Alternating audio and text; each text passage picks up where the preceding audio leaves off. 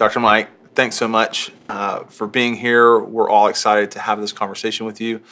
I know that you're the director and founder of Building Intimate Marriages, but I know that you do and are a part of so much more. Would you care to expound on that a little bit? Yeah, so Building Intimate Marriages does kind of three things: touch, teach, and train. And through that, we do obviously the counseling piece, focusing in on marital sexual issues predominantly. We also do teaching. I travel around to about 6 different seminaries and teaching classes each year for that, doing workshops for a variety of organizations and for couples, mostly helping them in their marriage or helping them with healthy sexuality. So that teach piece, and then training other therapists, training pastors to work, especially with sexual issues within the context of biblical sexuality. So it's a lot of fun. It's not an area that I thought I would ever do, but it's an area that God's called me into. That's awesome. Well, I think this is going to be a great time. You talk about sex all day. I think about sex all day. So I think this is a great match. Should work. Yeah, it should work. So what are the current themes that you see in your practice?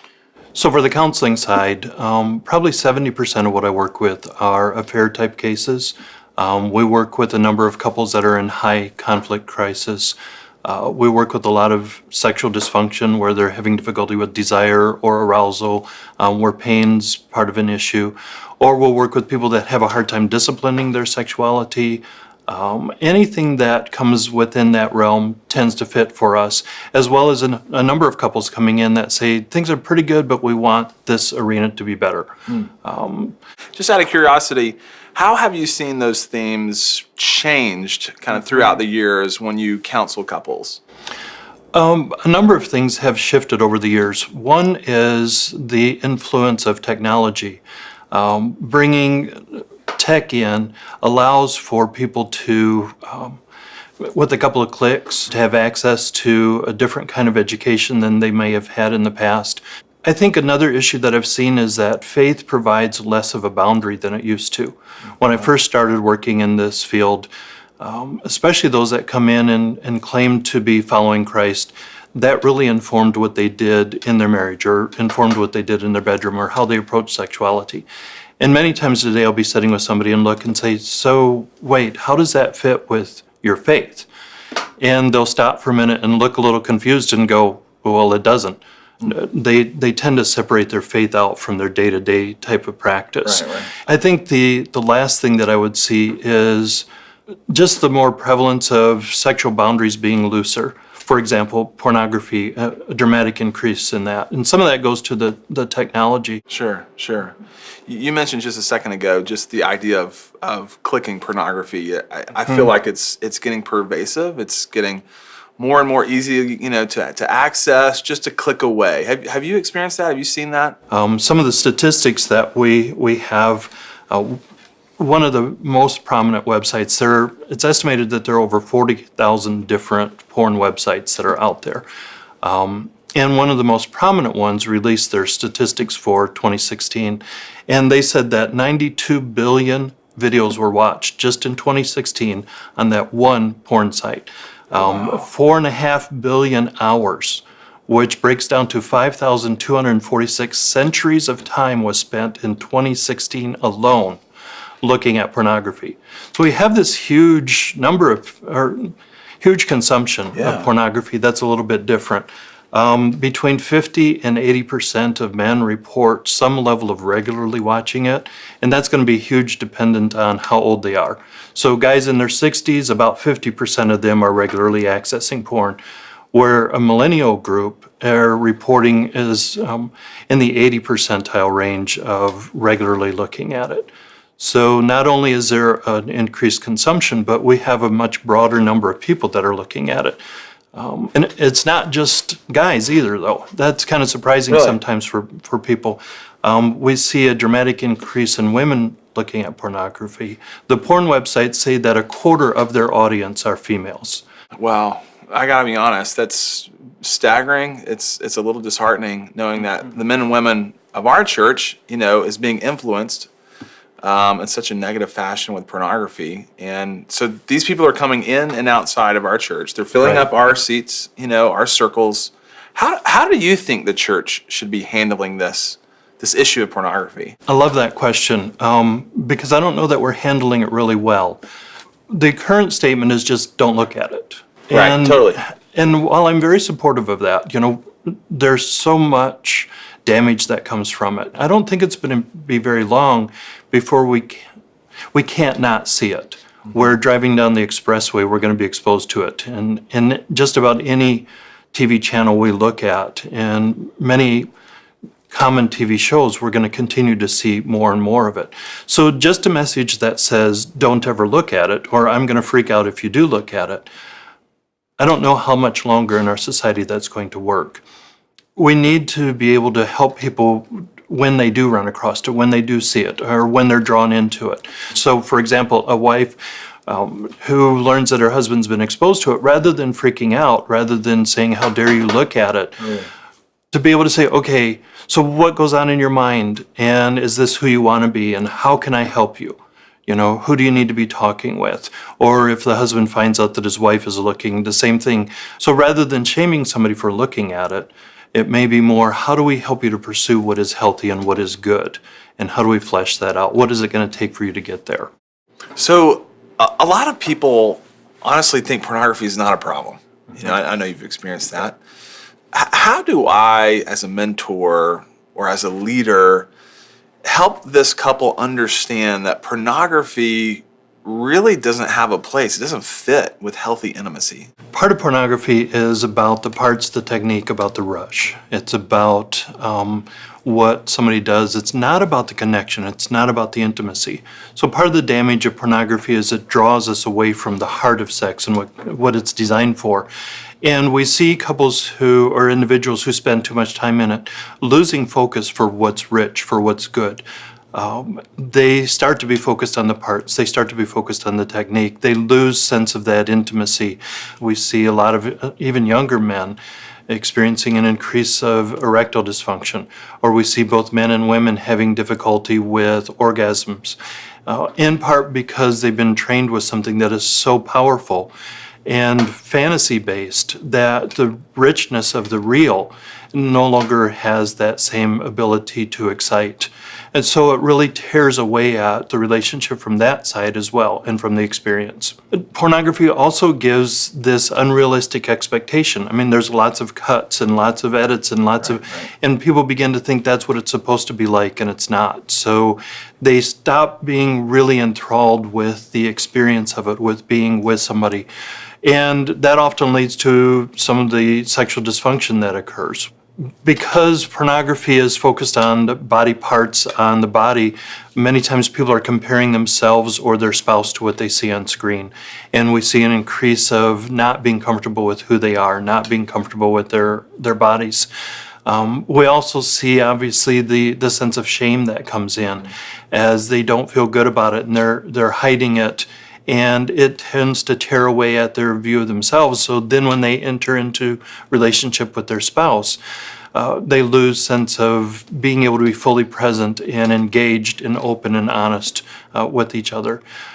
So it has an ever-growing cost that many times we'll deny, but is very real. So for us as leaders and mentors, we have people and spouses discover, I just found out my spouse is viewing and engaging with pornography. Mm-hmm. How would you help us, advise them, or how would you help us direct them to a healthy perspective? First task is they've come to you with their pain. So just sit with them for a bit in their pain. I am so sorry. You believe that your spouse would always be focused only on you, and in some sense they stood at an altar and promised that. And so I'm really sorry that that's not happening. Just allow them to express the pain. Help them to not catastrophize. This doesn't mean that your spouse is a bad person. It doesn't mean that their heart is bad. It doesn't mean that they don't want to be with you. It doesn't mean that they're an addict who's going to do bad things. Help them to not catastrophize, but to kind of stay centered. Bring them back to the love that they have and who they know their spouse to be. And encourage them, give them hope. There is some things we can do with this. There is help that you guys can get. Helping them to see that walking through this and being honest with it can help them to grow their relationship. Help them to know that it's really not about them. The first thing that spouses usually do is, okay, what's wrong with me? Why are you engaged in that and not in pursuing me? And it is almost never the case that it is about the spouse. So to be able to step back and go, it's not about my body, it's not about what I do or don't do. It is truly that you've gotten caught up in something that is fantasy-based, that is got a hold of who you are. But they can come in alongside. I love it when a spouse says, I'm going to come alongside you and care for you, and let's join together as a couple in defeating this and getting it back out of our relationship. I think often that takes a leader or a mentor or somebody to stand beside the spouse and say, you can do this. Don't let it be about you, let it be about their choices, and join with them in helping them to kind of get rid of it. I love it. That's such a super practical playbook for me, for us as leaders and mentors. Mike, you're a licensed counselor, certified sex therapist. Yep. Can I say sexpert? I suppose so. I like that term. I like that That's not term. what I would have ever. I tell my wife I would like to be a sexpert. I often joke, God called me to be a pastor. Talking about sex is not what I ever thought I would be doing, but yeah, I suppose that would fit. Okay, well, let me get us back on track. So as a counselor, I know I sometimes, I wrestle with as a leader, and I know our mentors do as well. When you figure out, oh, this person has had exposure, they're looking at pornography, when do you think that person needs professional help? That can be tough to know. So often what I'll tell people is, well, think about it like anything else. If I've hurt my finger, I'm probably not going to go see a surgeon. I'm going to acknowledge that it's hurt, and I'm going to start with some things at home to try to deal with it. Okay. So I'll start by putting some filters on all of the software that we've got, or all the access points. So if somebody's looking at it through their phone or their iPad or their laptop or their desktop, making sure there's filters on it. Filters don't stop us from being able to access porn, they just make it more difficult. I have to choose to get around it. Next thing I tell them is you've got to get open with it. They need to find 2 or 3 other accountability partners, 2 or 3 people of the same gender that they can sit with and just get honest about their level of access. And I'm really quick to tell them your spouse should never be your accountability partner. Okay. We want to be open and transparent with our spouses, but this is an arena that I think it's very important to have somebody of the same gender that we talk to, somebody who understands a little bit more how our brain works. And they come alongside us and help us to not. If that's not working, if we're still finding we're going back to it and we're getting drawn into it, then I tell them, let's take the next step and hire a professional. Let's talk to somebody who has been specifically trained in working with this. And now we're engaging with a professional who knows the steps to keep us from going back to it. Well, Mike, I've sat here and, listening to you share just helpful, practical advice with us, but also listen to just the reality that we find ourselves in and how pervasive pornography is and how disruptive it is and how we see it destroy relationships and marriages. And with your stats and your feedback, honestly, it's depressing. And I feel like in some ways we're like losing a battle. Like, I don't know, it seems hopeless in some ways. How would you respond to that? Pull me out of my pit of despair. If we just look at culture, it does get very overwhelming. To sit in our office day after day, hour after hour, and dealing with it, it could get really scary and hopeless. The beauty of it is we serve a God who's already defeated sin. And what we've learned is if somebody stands alone and working on it, they don't stand a chance because sin is older and wiser, more powerful than we are. But for guys that reach out and get some help, for women that reach out and they pull other sisters alongside of them, when we start to work with somebody and we've got a squad of people or we've got a battalion of people beside us that are helping us in this fight, helping us in the battle, there's nothing that can defeat the Church of Jesus Christ. There's nothing that can defeat us as we move forward. And I work with so many men I have so many friends, there are so many colleagues that have decades of being clean, of time that they were caught up in looking at it regularly, and it seemed to have a hold of their lives. And they aligned with others, got into community that helped them to stay strong, and it reaches a point that it doesn't have that hold any longer, where it doesn't have the same appeal to them. In many respects, the only ones that I work with that can't seem to overcome it are the ones that try consistently to do it alone. When they do it alone, it's just bigger, it's more powerful than they are.